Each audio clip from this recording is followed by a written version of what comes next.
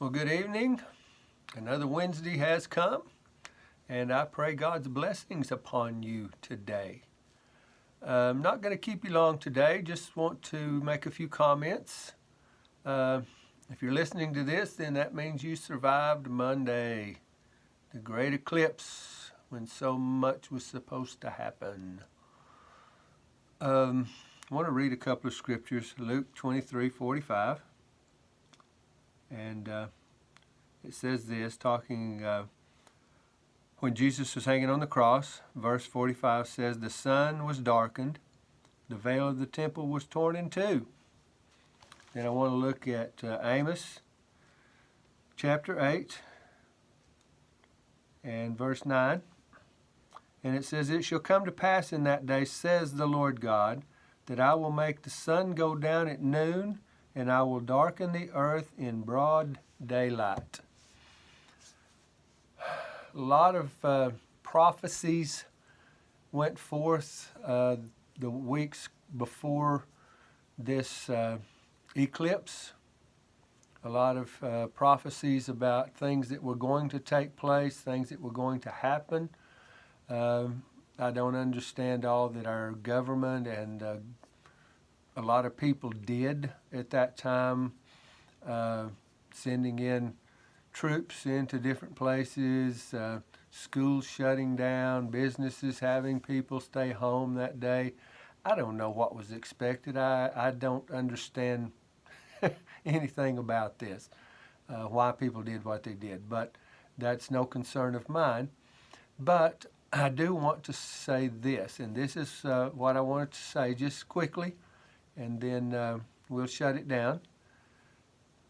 When a prophet, when someone speaks for God, says they're speaking for God, calling themselves a prophet, or even if they don't call themselves a prophet, if they say they are speaking for God and they speak something that is going to happen, they prophesy that this or that is going to take place, and it does not take place, that person is a false prophet.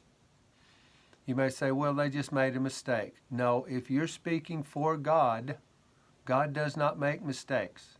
If God has put something in your mind and in your heart and told you something, then it will take place. Period. End of story.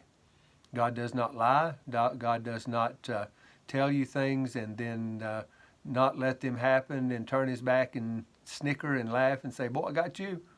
He doesn't do that.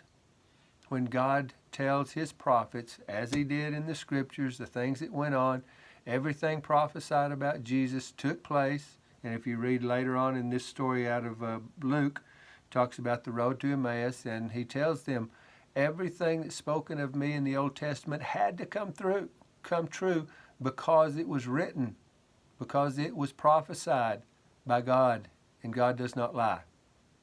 God does not make mistakes.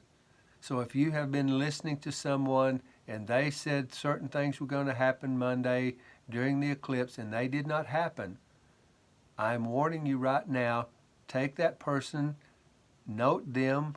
If you're listening to them on YouTube or whatever, take them off your list. Do not listen to them anymore. They are false prophets, and they are telling you lies. Now you may say, well, a lot of the stuff they're telling me is true. Okay, but if they're claiming to hear from God and they're not truthful in it, it's not taking place, they're a false prophet, and you need to get rid of them, get them out of your mind. Don't listen to them anymore, because from that point on, you never know what's real or what's not, what's true or what's not, because they may tell you something, God says this, and may ruin your life. They feed you lies. So I'm just a quick warning. If someone you've been listening to that calls himself a prophet or says, thus says the Lord, and it did not take place, do not listen to them anymore. Take them off of your YouTube list, whatever you got to do, because they are a false prophet and they will get you in trouble. That's all I got to say. I hope this hits home with someone. I felt very strongly that I needed to say this today. Don't let the devil tell you, well, it was just a mistake, because God does not make mistakes. If they spoke for God and it didn't come true, they messed up, yes, but you can't trust them. You can't trust them. That's all I got to say. God bless you. I pray that God works with you, that he gives you eyes to see and ears to hear, that the Lord's Spirit will give you discernment, and I pray that you will heed these words. I love you, and I pray that we'll do this again next week. Bye-bye.